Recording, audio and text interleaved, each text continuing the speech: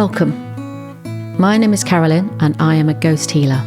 For the past 30 years I've been helping dead people, the ones caught in the space between this world and the next. I've documented many of the hauntings and I've often made drawings of the souls who I've helped. I'm now ready to share these stories with you.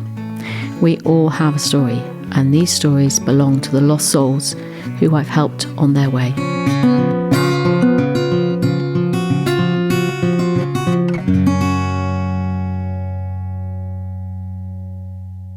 Today I'd like to tell you a story from Shepton Mallet Prison. Now, Shepton Mallet Prison was a 17th century prison that finally closed its doors for business in 2013. Now, there's one area of the prison that's got a cell that's meant to be the most haunted area of the prison. Lots of activity had been reported from this cell when there were prisoners still using the prison and, for people doing spook nights, etc. So I made my way to the cell and in I go, and straight away I'm seeing this ghost. So I didn't have to try very hard. He was there in front of me, and it's a bit stressful, a bit tense, and it was like walking into someone's house who I've never met and I hadn't knocked on the door. So I felt like, oh gosh, maybe I did bluster in a bit here. Very much his space. But anyway, I'm there. And our eyes are meeting, we're gazing at one another, and he's got very blue eyes. And I think, okay, where are we going with this? The gaze seems to go on for quite a long time. And then suddenly he's looking down at his fingernails, checking them out very, very slowly. Lots of fingernails. Oh yes, clearing them out and doing the other hand as well. And then while still looking at his nails, he said to me, I like to keep my nails clean. So I'm thinking, great, we've got some sort of connection here. And then I'm getting pictures of his life and, more information about him. And the first thing I get is a physical one with his sinuses. So I'm feeling very heavily blocked around my sinuses. And I think he suffered heavily from very painful sinus problems. And this would have probably given him migraines as well. Trouble breathing through his nose. So often he was breathing just through his mouth. And if it wasn't painful all the time, it was at least always in the background for him. So it was something he suffered with for years. And while I sort of had his attention and knowing that it was a very haunted cell in the prison and lots of activity, so when prisoners were in the cell, they used to scream to be let out in the middle of the night because they felt someone stroking their hair and, probably touching bits of them that sat on the bed. So I said to him, why did you do those things?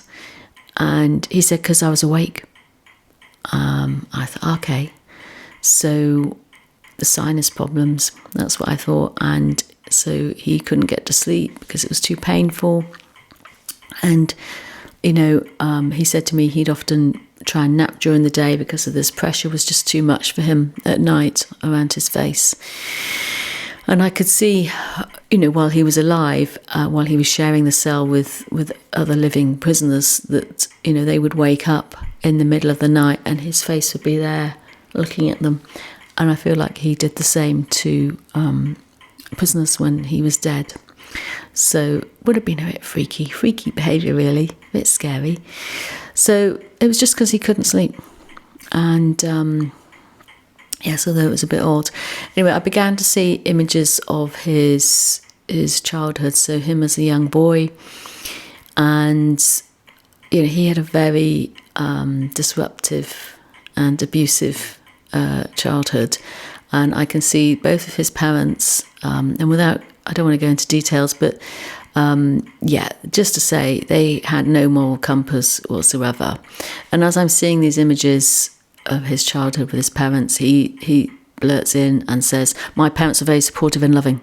So it's like, okay, stand back from that area.